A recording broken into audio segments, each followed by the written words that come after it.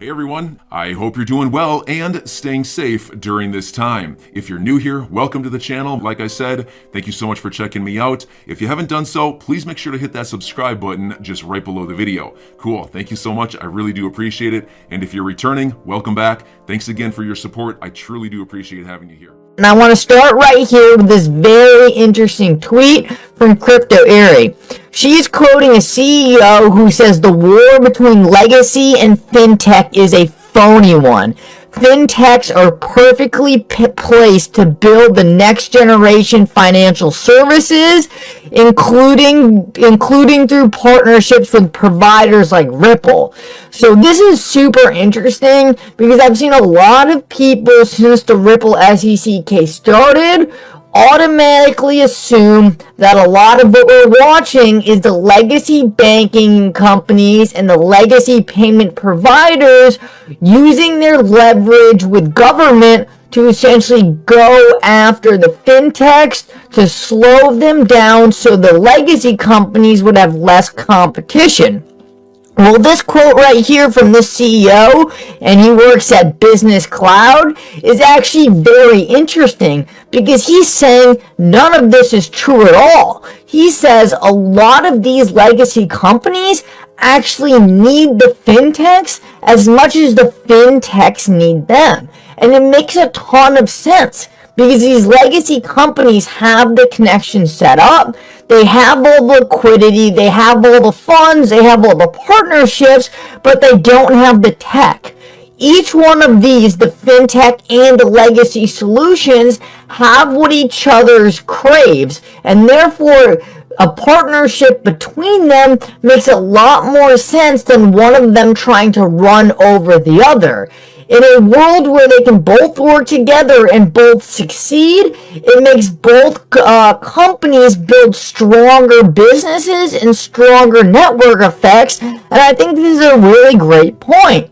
But also, with this great point, it puts to bed a lot of the speculation that what we're watching right now in the Ripple SEC case was these legacy institutions essentially attacking fintechs like Ripple.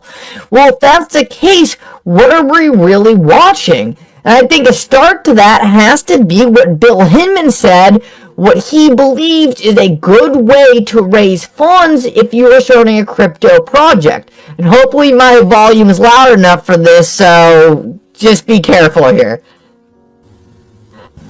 Is that the VC community's gotten to the point where they're encouraging folks that have a coin-based idea or a blockchain idea to raise their funds in more conventional ways, because those are securities offerings, so no need to extend yourself with an ICO type structure and get your framework built. Get the ICO network, whatever, we're going to use that token, have that up and running to the point so that when you issue the token, it's clear that that's used on that network, not as a security, but for its functionality. Boom. So right there, we have Bill Hinman, and I hope you guys can hear that, but he was saying if you want to start a blockchain company and use a token, raise money, build the blockchain, and then use the token for utility.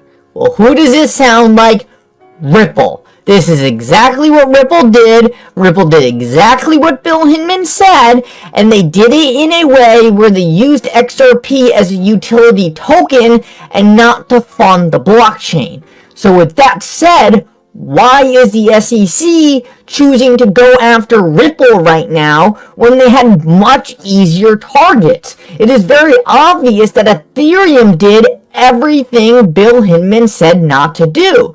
And yet the SEC has chosen to sue Ripple and not Ethereum. Well, I'm going to show you that the SEC might not have intended to win this case because they had an easy case against Ethereum and chose to turn it down and instead chose to go after a company that didn't even do an ICO. There's tons of other companies that did ICOs that the SEC could have gone after. but instead they chose a company that did everything right. And what I'm going to show you guys is why they chose to do this. Well, first, we understand, and this is a hilarious picture, that Ripple is integrated with everyone. Central banks, governments, the biggest banks in the entire world. This is a picture of a former member of Ripple meeting with Justin Trudeau, the Prime Minister of Canada, and he tweeted out, "I'll say it again, this matters, XRP the standard."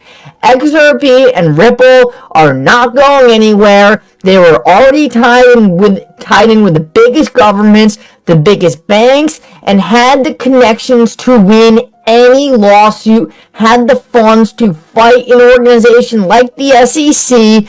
But why would the SEC bring up this case if, based on everything they said in the past, their argument was piss poor? Well, it all comes back to this, and it's a theory that I've been putting out there, that Digital Asset has been putting out there, and that is that everything we are watching right now is all a show to put the regulations on the table so that there could be a hallmark cryptocurrency case created that everyone can follow. Everyone could look to this court case and use it as a test to lay down the starting framework of what would be the foundations for digital currency regulation in America.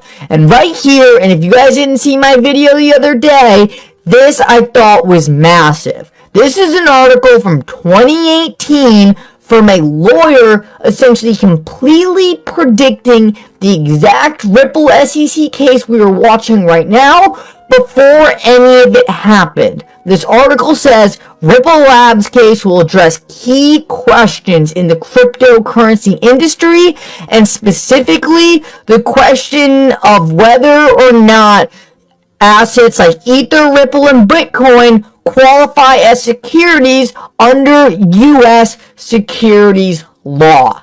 How was he able to envision this exact lawsuit between Ripple and the SEC before any of it was made public? It's because it was all a plan. This guy directly says we may be back with our friends from the Treasury and the Federal Reserve and ask for additional legislation. Until then, we eagerly wait to see what the courts will say.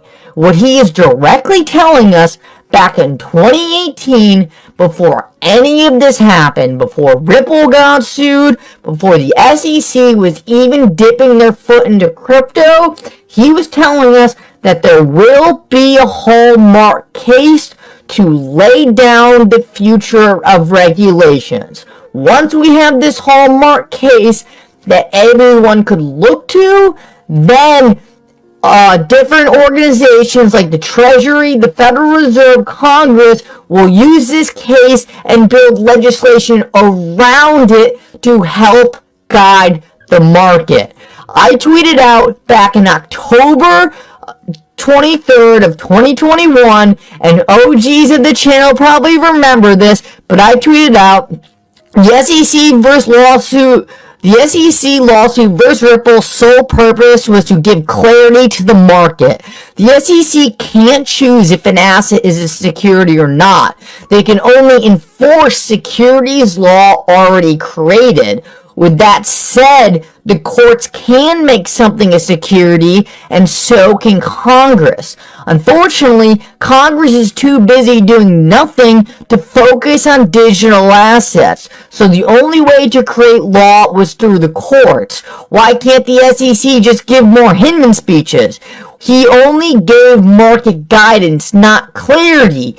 ETH technically could still be declared a security. The SEC does not have the power to declare things as security or not. This needs to be written in law through the courts. The SEC's lawyers could fight this case as hard as they wanted, but the fundamental argument was wrong from the start.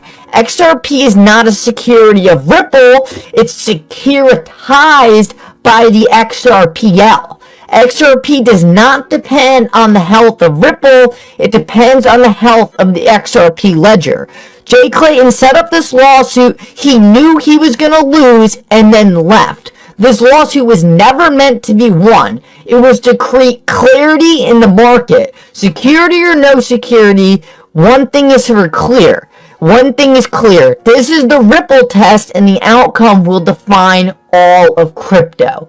The SEC put every charge possible on the board and threw it at Ripple so the court could hash out what will stick and what won't. They gave it everything. They threw it all out there so that all these key issues could be defined. That is why we see the SEC making absurd claims that they could never prove. It's because they never intended to prove them. They were only there to put this entire lawsuit and all these different issues on the world stage so everyone can see how they will be addressed going forward in the United States. I hope that was clear. I hope you guys enjoyed that take. Last of all, the newest Gary Gensler corruption. The XRP community has uncovered possible corruption at the SEC involving Ripple, and the claim of XRP is a security while Ethereum gets a free pass. Now we find out that Gary Gensler was involved in a possible payment that led to treason while working at the Clinton campaign. And as we can see, the news articles are starting to catch up. Biden's current SEC chair, Gary Gensler, was Hillary Clinton's 2016 campaign CFO when money flowed from her campaign to pay for different issues going on at the time.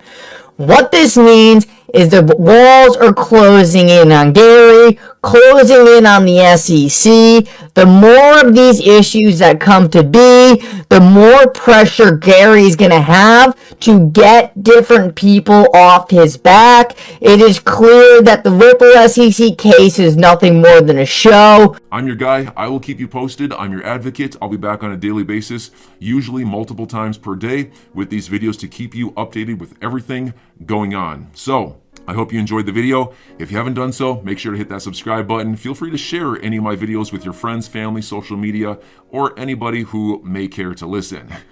Thanks so much for your continued support. I'm always here for you. I want to help you through this time. So thank you so much for continuing to choose me. Enjoy your day, stay safe, and I'll catch you again probably in a couple hours. Thanks, everybody. See you later.